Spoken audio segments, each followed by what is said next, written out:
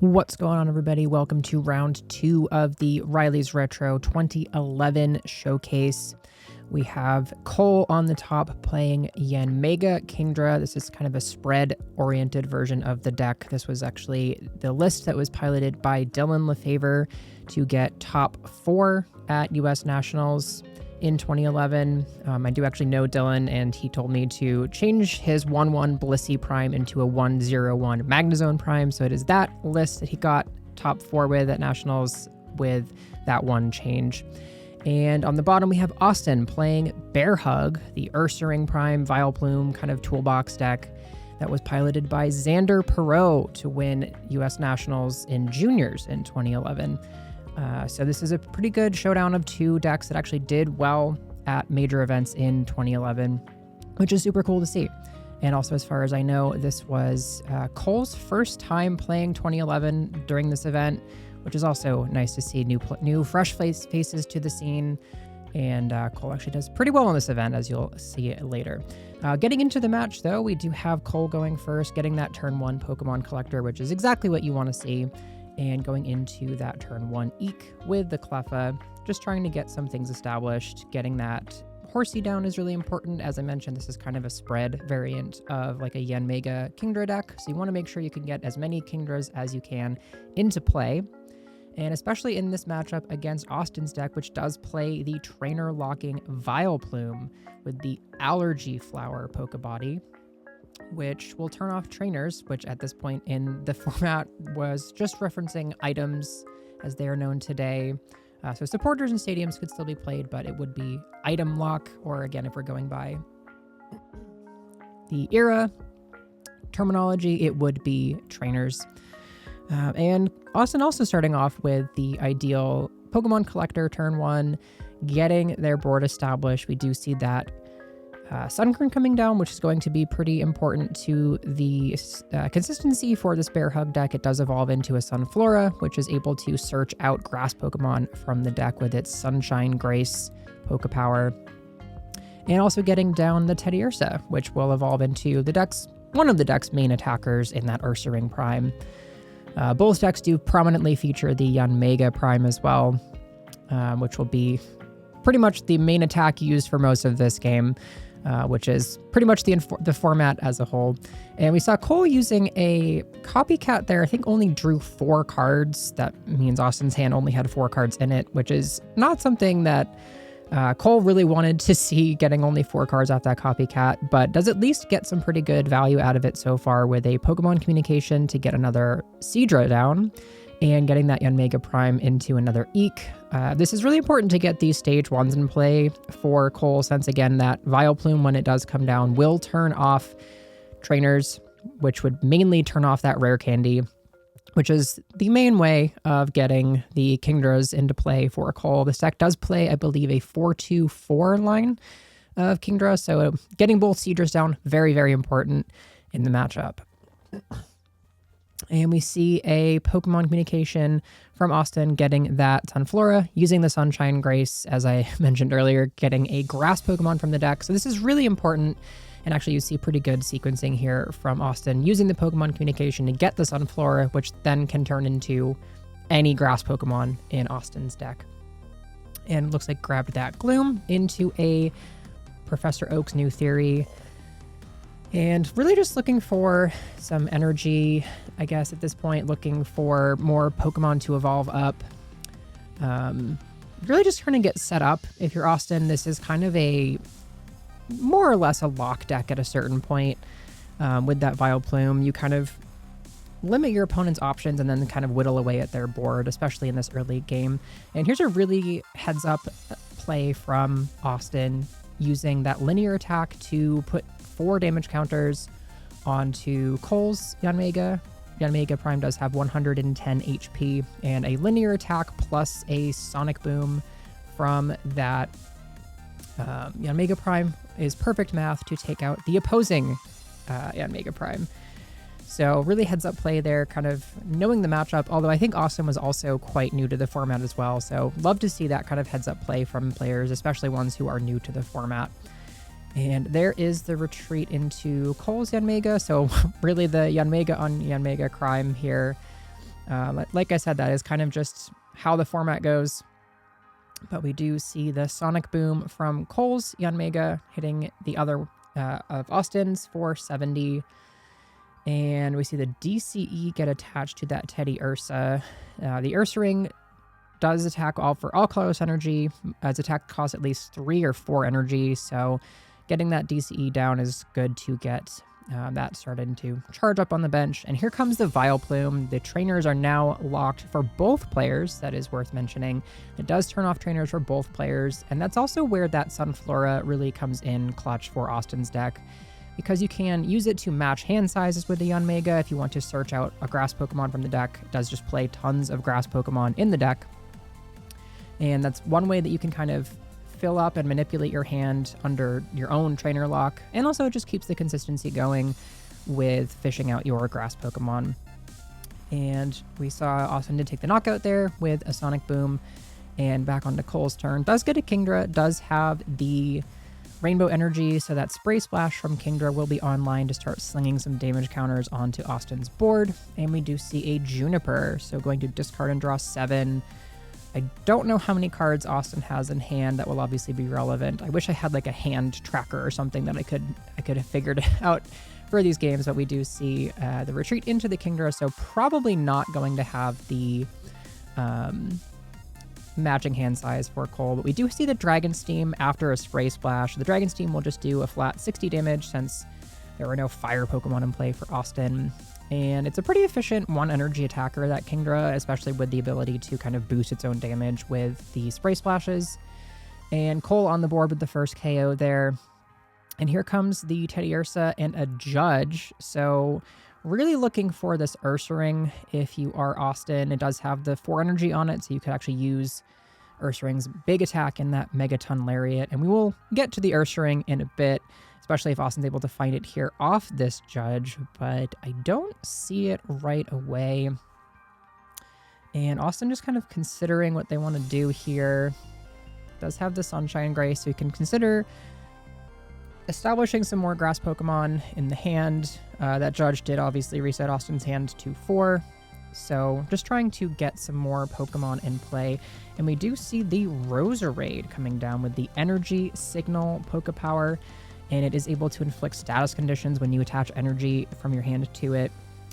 This deck does play rainbow energies, and it can actually inflict, I believe, both confusion and poison when you attach energies to it on your opponent's active Pokemon, which is really helpful in getting some extra damage to make the math easier for Ursaring. But no Ursaring in play for Austin. Did go for the fake tears on Teddiursa, which on a coin flip can trainer lock, which is redundant at this point, and also reduce damage done to Teddiursa by 70. But I believe it was just a tails flip there. Regardless, either way, I don't think it actually would have mattered based on what Austin is doing here. What Cole is doing here. And obviously the trainers are shut off anyway. So I'm actually a little bit curious as to why we left this Teddiursa in the active, but we do see the Spray Splashes coming down onto the bench and then a linear attack to finish off the Yanmega on the bench. And this was something that I actually talked to Cole after this game, and they said, of course, that not really knowing the matchup, not knowing what the Ursaring does, really kind of, again, being very fresh to the format, really did not benefit Cole in this instance. I think they said they would definitely have prioritized taking out the Teddiursa here, taking out the Ursaring overall.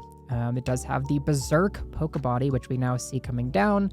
And if it has any damage counters on it, its attacks do 60 more damage. So its Megaton Lariat, which normally does just 60 damage for 4 energy, will actually do 120, which is incredibly convenient math to be able to one-shot pretty much all of Cole's Pokemon outside of a fresh Kingdra Prime. So we do see that Megaton Lariat taking down the Yanmega Prime.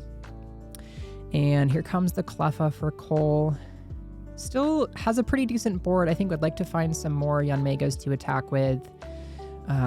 Definitely be able to match the hand size. Here comes the Tyrogue, which is usually used to donk opposing Cleffas since it does just hit 30 damage as a free attack. And again, in this format, you can attack going first. So it was primarily used for donking Cleffas at the time, but it is also just kind of an efficient free attacker that does 30 damage. It's also a baby Pokemon, so it can be immune on a Tails flip if it stays asleep. So it's just kind of like something that at this point Cole's just like, I want to get some extra damage and play chip damage on this Ursaring, and we'll use the Mischievous Punch to put 30 more damage on the Ursaring. And we see the Spray Slashes coming down, and Cole actually eyeing up the pre-evolutions of these Pokemon. As I mentioned, this was kind of a spread strategy for this version of the Yanmega Kingdra deck, and it does play Jirachi, which is actually used to de-evolve your opponent's Pokemon based on the number of energy that you have attached to it, which is something that Cole can use to great effect to get rid of some of these higher HP evolutions. But one thing Cole did not want to see is this Bellossom with the Hustle Step Poke Power, which can, once during your turn, remove 1 damage counter from each of your Pokemon. So this will make all of these Pokemon kind of resilient to, almost immune to the Kingdra Spray Slashes, really, keeping all of Austin's Pokemon nice and refreshed. And since Cole did not get the coin flip to go their way on that Mischievous Punch from the Tyrogue, the Hammer Arm will be enough to take out that Tyrogue, and also milling the top card of Cole's deck, which at this point is probably not going to be super relevant, but it does, especially since it milled that useless trainer in the Rare Candy. But over the course of the game, that could really come back to hurt Cole if it's able to discard maybe some extra Pokemon, and just kind of even just put more pressure on Cole's deck. But here we see that Jirachi, and it's going to use the Time Hollow attack. Now, again, as I mentioned, this was Cole's first real exposure to the format. This actually is not how this Jirachi works. It does devolve only based on how many energy are attached to it. There's a little bit of a misstep here with those Pokemon being devolved, and also that Ursaring Prime that is in Austin's discard pile should actually be in their hand. Having seen the match, it does not actually matter that much, especially with the Jirachi devolve here. Most of these Pokemon, if not all of them, I believe, do just end up re-evolving, and the only major difference is that Ursaring Prime should be back in Austin's hand. I was not actually at the table when this happened. I was walking around and filming some other things, so I apologize for that. I hope that does not impact any viewing experience. Like I said, I do not think it really impacts the game that much overall. But it does take the knockout. I think, overall that play still would have worked at the very least. The de-evolving of that Ursaring to knock out the Teddiursa beneath it, since it does only have 50 HP. We saw the double Spray Splash taking it out there. So that play still does work, just not quite the way that I think Cole had wanted it to, but regardless, does still get the knockout, going down to 3 prizes, and both players actually sitting at 3 prizes currently. And Austin's turn, not really looking so hot, has a DCE attached to that Vileplume, but I do believe it requires 2 grass and a Colorless to use its attack, and I actually don't even know what Vileplume's attack does because I don't think I've ever seen it used. So we do see a Copycat there from Cole, drawing a big full grip of cards, and then going into the Cleffa. I think just wanting to get more things set up, looking for that, maybe another Yanmega to start putting some pressure and snipe around this Vileplume. And there are the Spray Splashes coming down onto Austin's Yanma. That is kind of the biggest target liability at this point, although there is also the Teddiursa on the bench. But Teddiursa, of course, or the Ursaring later, will require multiple energy attachments, whereas that Yanmega does not. So I like the prioritization there of the Yanmega putting some damage on it. It does force it to evolve, which of course it does, and Austin does have access to that Sunshine Grace. So I think it's still the correct play. I think maybe would have liked to see a little bit more priority on the Teddiursa, but I still think it's probably correct to go after the Yanmega here, especially since if for any reason Austin doesn't have access to another Yanmega, I think they've gone through a good amount of them at this point. It does kind of take away the most efficient attacker, and maybe Austin thinking that they can, or Cole, thinking that they can prioritize chasing down the Teddiursa in following turns. But we do see it evolve into that Ursaring right there to protect it, and just get an energy attachment down. And the attack from, or I'm actually not sure if Austin used the attack there. Might not have had the same cards in hand to be able to use the attack, but it does actually soak up the most damage being in the active there. So retreating into that and then going on to Cole's turn. And we saw a collector there. At this point in the game, there's a lot of shenanigans really with hand manipulation of trying to keep hard amounts of cards in your hand that are like difficult to match for your opponent, since Cole doesn't really have an attacker established at this point, just using spray splashes, which are kind of erased almost immediately by that Bellossom.